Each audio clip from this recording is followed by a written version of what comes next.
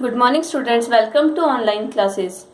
Class +1 में हम virus के बारे में डिस्कस कर रहे थे। इसकी हमने कैरेक्टरिस्टिक स्टडी किए कि वायरस किस तरह के होते हैं। फिर इसके बाद हमने जो बैक्टीरियोफेज होते हैं उसका स्ट्रक्चर स्टडी किया और टीएमवी का स्ट्रक्चर स्टडी किया। आज हम बात करते हैं रिप्रोडक्शन की, कि वायरस किस तरह से रिप्रोड्यूस करते हैं।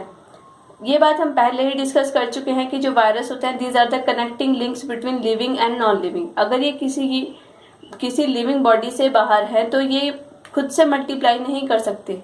इन्हें मल्टीप्लाई होने के लिए किसी लिविंग बॉडी के अंदर आना पड़ता है।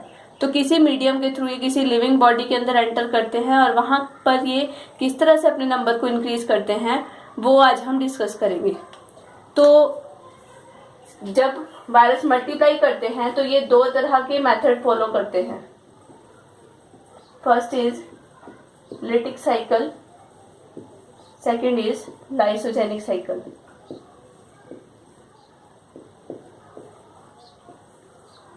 जो लिटिक साइकिल है, नाम से ही क्लियर है, यहाँ पर लिटिक वर्ड लिया गया है लिसिस से, ठीक है।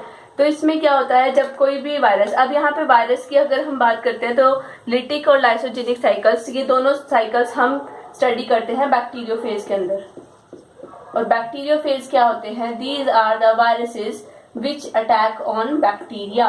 बैक्टीरियोफेज, फेज वर्ड लिया गया है फैगा से, फैगा मतलब टू एनगल्फ, ठीक है। जो बैक्टीरिया को एनगल्फ कर लेते हैं, ऐसे जो पार्टिकल्स हैं, ऐसे जो ऑर्गेनिजम्स हैं, वो है वायरस, ठीक है। तो बैक्टीरियोफेज के अंदर हम लिटिक और लाइसोजेनिक साइकिल को डिस्कस करते हैं।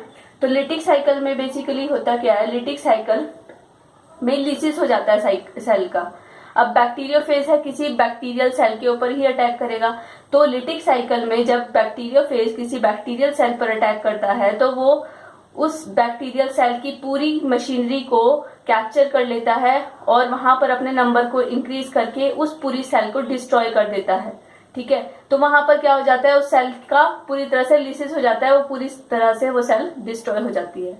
लेकिन लाइसोजेनिक साइकिल के अंदर क्या होता है कि जो वो बैक्टीरियोफेज बैक्टीरिया के ऊपर अटैक करता है वो उस सेल को खत्म नहीं करता, उस बैक्टीरिया को किल नहीं करता।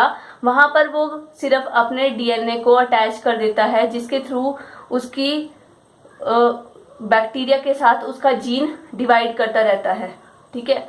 और मतलब एक तरह से इनएक्टिव स्टेज में वायरस का डीएनए बैक्टीरिया के डीएनए के साथ रहता है और जैसे ही उसे कोई ट्रिगर मिलता है फिर वो एक्टिव होके लिटिक साइकिल में कन्वर्ट हो जाता है। इसको अभी हम डिटेल में देखते हैं कैसे काम करता है।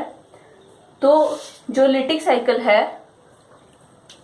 इसको स्टडी करते हैं। सबसे पहले जो लिटिक साइकिल है इसको स्टडी किया गया था T2 बैक्टीरियोफेज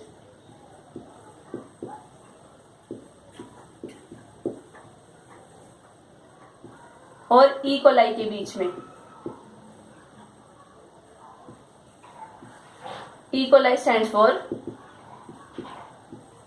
इश्रिचिया कोलाई, ठीक है, इश्रिचिया कोलाई सी स्मॉल।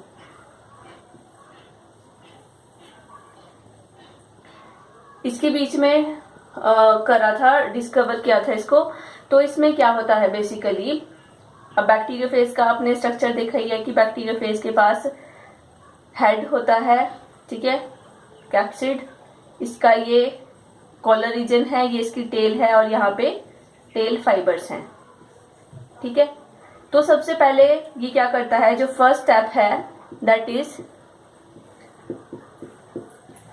अटैचमेंट। अच्छा, अटैचमेंट में क्या होगा, अब मान लीजिए हमारी बैक्टीरियल सेल है, ठीक है। बैक्टीरियल सेल के अंदर यहाँ पर क्या है, इसका प्लाज्मिड है, इसका डीएनए है, ठीक है, सर्कुलर डीएनए है। तो और ये हमारा क्या है,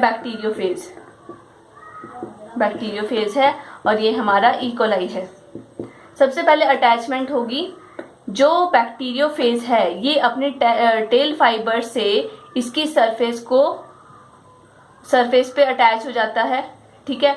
इसके पास यहाँ प्लेट्स होती हैं और स्पाइक्स होते हैं, ठीक है। तो first step is attachment. Second step में क्या होगा, ये इट विल रिलीज एंजाइम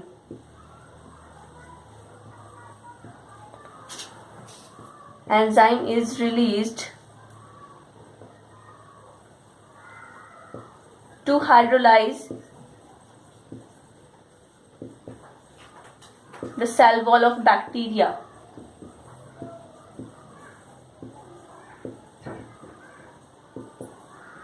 ठीक है, ये स्पाइक्स के थ्रू अटैच हो जाएगा बिल्कुल अच्छे से।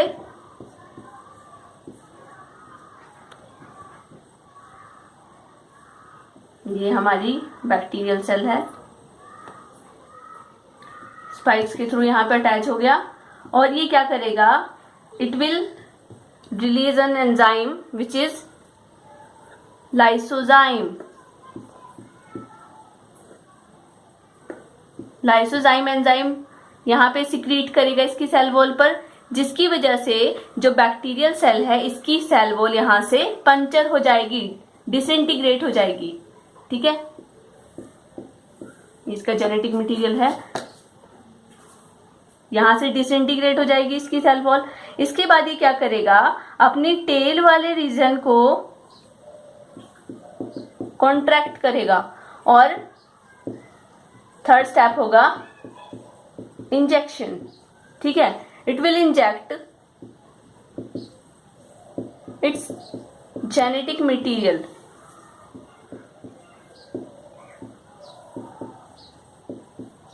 Into bacterial cell.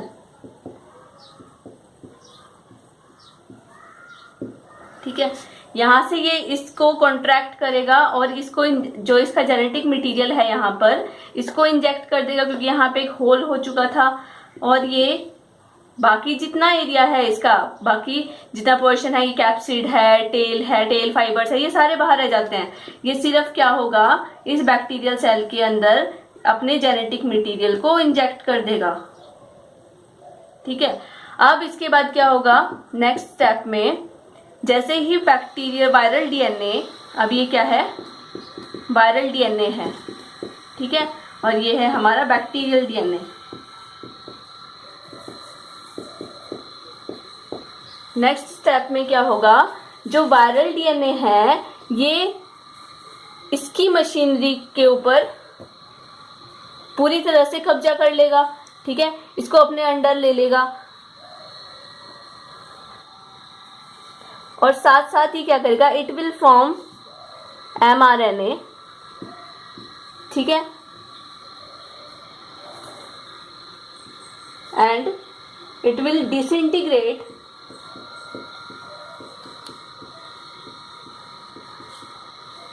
Bacterial DNA. यहां से ही क्या करेगा, mRNA फॉर्म करेगा, जो कि क्या करेगा, प्रोटीन्स बनाएगा। वो प्रोटीन्स क्या करेंगी, इस वायरल डीएनए को डिसइंटीग्रेट कर देंगी। जो डीएनए है बैक्टीरियल डीएनए वो किस चीज का बना है, न्यूक्लियोटाइड्स का बना है। ठीक है, तो वायरस क्या करेगा, वायरल डीएनए इस बैक्टीरियल डीएनए के को न्यूक्लियोटाइड्स में तोड़ देगा। ठीक है, यहाँ शो कर देते हैं इसको। अब आप वो किसके थ्रू करेगा, एक एंजाइम के थ्रू करेगा विच इज न्यूक्लियस। ठीक है, ये एंजाइम रिलीज करेगा। जो वायरल डीएनए है इसने एमआरएनए बनाया, एमआरएनए से प्रोटीन्स बनी और एंजाइम्स बने। जो एंजाइम था वो कौन सा था, nucleus enzyme. Nucleus enzyme bacterial DNA को डिसइंटीग्रेट कर देगा और उसको तोड़ देगा न्यूक्लियोटाइड्स में। अब ये बैक्टीरियल डीएनए है, ये न्यूक्लियोटाइड्स में टूट गया। यहाँ पे आपको एक बात याद रखनी है, अब जो वायरल डीएनए है, अब इसने न्यूक्लियस बनाया। न्यूक्लियस इसके वायरल डीएनए को तो डिसइंटीग्रेट कर सकता है बैक्टीरियल डीएनए के साथ साथ, क्योंकि जो न्यूक्लियोटाइड्स हैं उसकी कॉम्पोजिशन तो सेम होती है। तो वायरल डीएनए क्या करता है, अपने डीएनए की मिथाइलेशन कर देता है।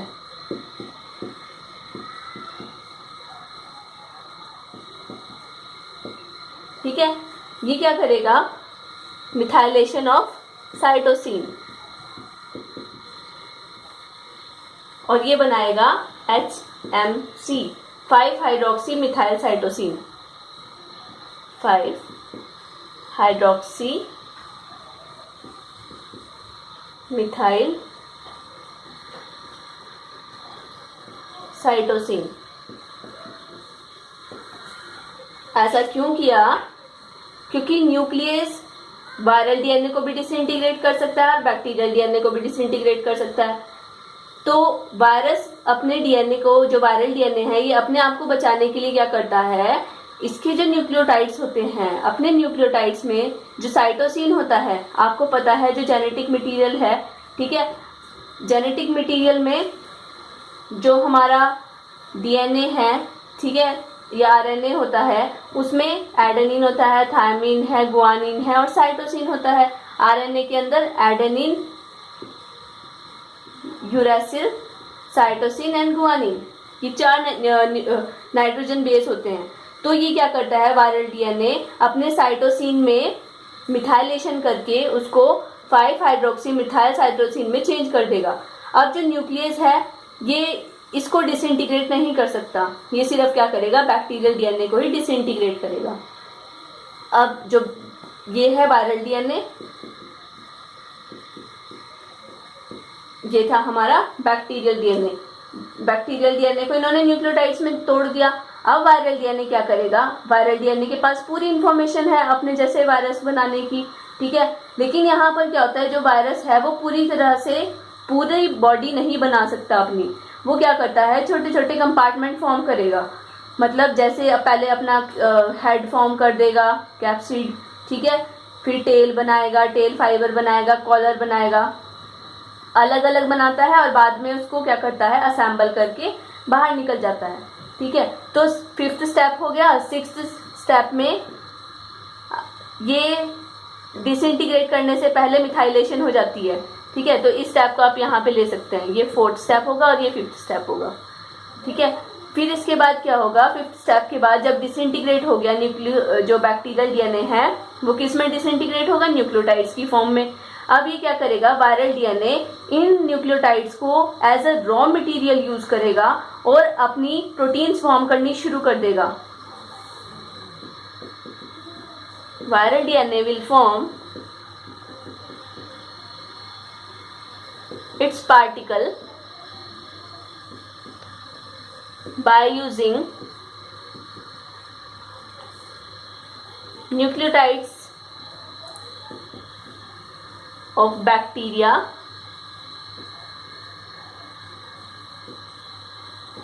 as raw material.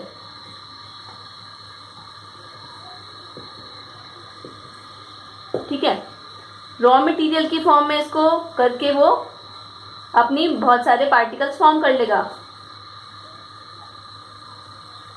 यहाँ मैं आपको स्ट्रक्चर बता देती हूँ।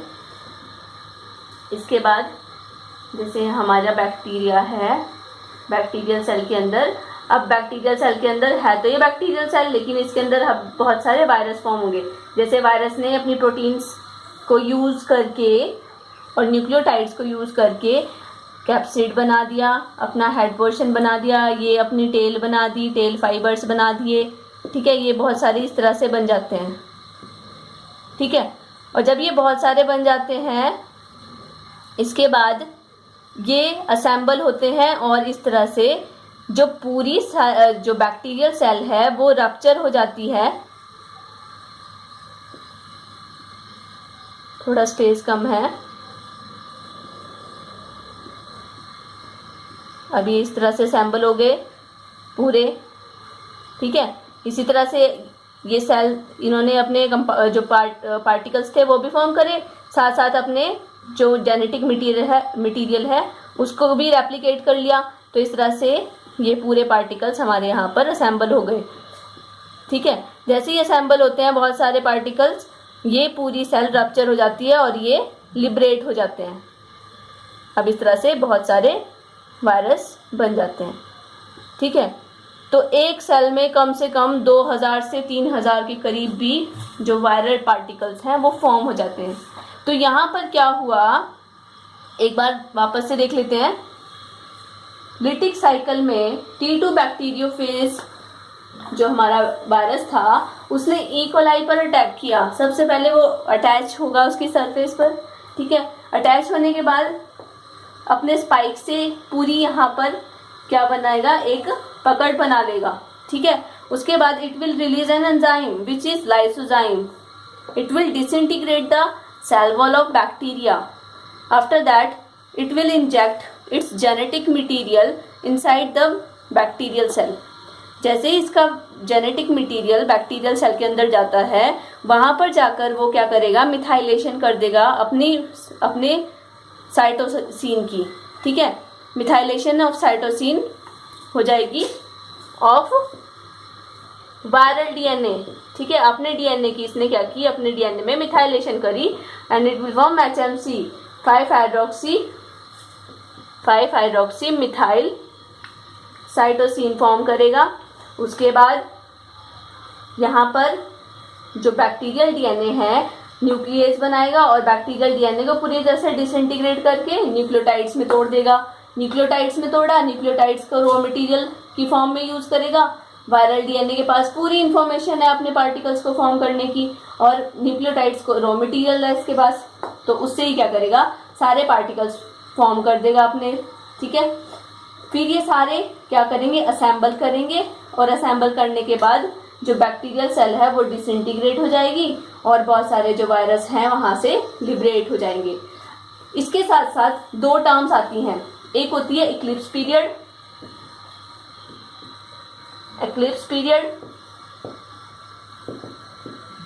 एक होता है लेटेंट पीरियड।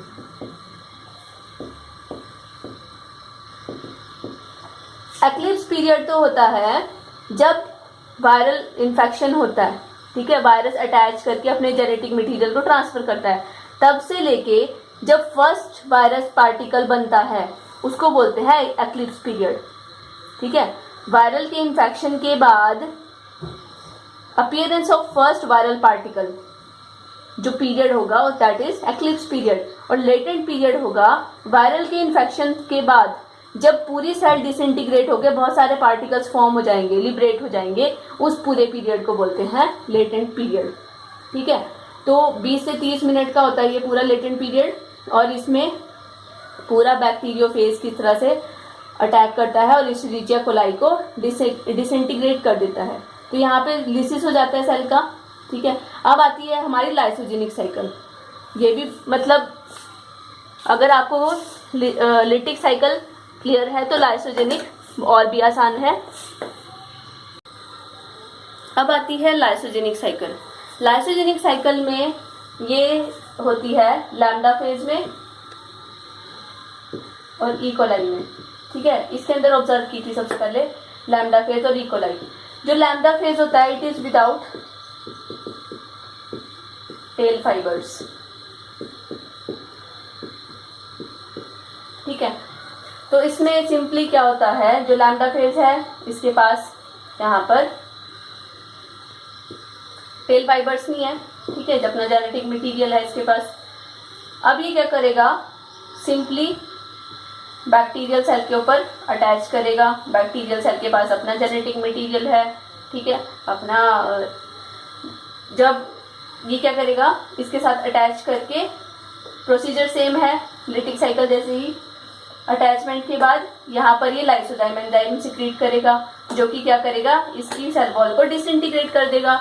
अब जैसे ही सेल वॉल डिसइंटीग्रेट होगी, यहाँ से जो इसका जेनेटिक मटेरियल है वो इसके अंदर पास ऑन हो जाएगा, ठीक है। अब ये पार्टिकल पूरा बाहर रह जाता है और ये जो वायरस होता है वो कुछ प्रोटीन्स फॉर्म करता है और ये जो यहाँ पर होल बचता है इसको भी ये सील कर देता है। अब जैसे ही वायरल डीएनए यहाँ पे आया, ये क्या करता है, लिटिक साइकिल में तो ये पूरी मशीनरी के ऊपर पूरा मतलब इसके ऊपर अपना कब्जा कर लेता है और इसकी मशीनरी को यूज कर लेता है, यूटिलाइज कर लेता है। लेकिन यहाँ पर ऐसा नहीं होता। इसमें ये क्या करेगा, एक प्रोटीन, एक एंजाइम फॉर्म करेगा, इंटीग्रेज, ठीक है। With the help of integrase जो वायरल डीएनए होता है ये बैक्टीरियल डीएनए के साथ इंटीग्रेट हो जाता है। इसको रेड पेन से शो कर देते हैं, ठीक है। अब जैसे ये हमारा इसने इंटीग्रेज यूज किया और ये यहाँ पर अटैच हो गया। अब ये क्या है, एक बैक्टीरियल सेल है, बैक्टीरिया का डीएनए है। बैक्टीरिया का जो डीएनए होता है इसके अंदर सर्कुलर डीएनए के पास पावर होती है रेप्लिकेट करने की, ठीक है। अब जैसे ही ये बैक्टीरिया डिवाइड करेगा, अब जो वायरल डीएनए है यहाँ पर बिल्कुल कैसी स्टेज में है, इनएक्टिव स्टेज में, ठीक है, इनएक्टिव स्टेज में है, ये कुछ भी नहीं करेगा इसके साथ। अब जैसे बैक्टीरियल सेल डिवाइड होगी बाइनरी फिजन के थ्रू, अब ये 2 सेल्स फॉर्म कर देगी। दोनों सेल्स के अंदर क्या है, इस तरह से बैक्टीरिया का डीएनए है, ठीक है, और बैक्टीरिया के डीएनए के साथ जो वायरस का डीएनए है वो भी पास ऑन हो जाएगा, लेकिन ये कैसा है, इनएक्टिव फॉर्म में है, ठीक है। अब ये ऐसी अपनी डॉटर सेल्स फॉर्म करता रहेगा, इनको बोलते हैं लाइसोजेनी। जो आगे डॉटर सेल्स फॉर्म हुई जिसके साथ वायरल डीएनए अटैच्ड है, उन सेल्स को कहेंगे लाइसोजेनी, ठीक है। ये लाइसोजेनी है, लाइसोजीनियल कॉलोनी फॉर्म हो जाएगी, और ये वायरल डीएनए तब तक इनएक्टिव रहेगा जब तक इसको कोई भी ट्रिगर नहीं मिलता। अब मान लिया इनमें से सिर्फ ये वाली सेल है, इस वाली सेल या तो ये अल्ट्रावायलेट रेज की कांटेक्ट में आई या किसी केमिकल के कांटेक्ट में आई, ठीक है, या इसके जीन्स में ही कुछ चेंज आया जिसकी वजह से ये वायरल डीएनए एक्टिव हो गया, ठीक है। तो इन ट्रिगर्स के थ्रू क्या होता है, वायरल डीएनए एक्टिवेट्स,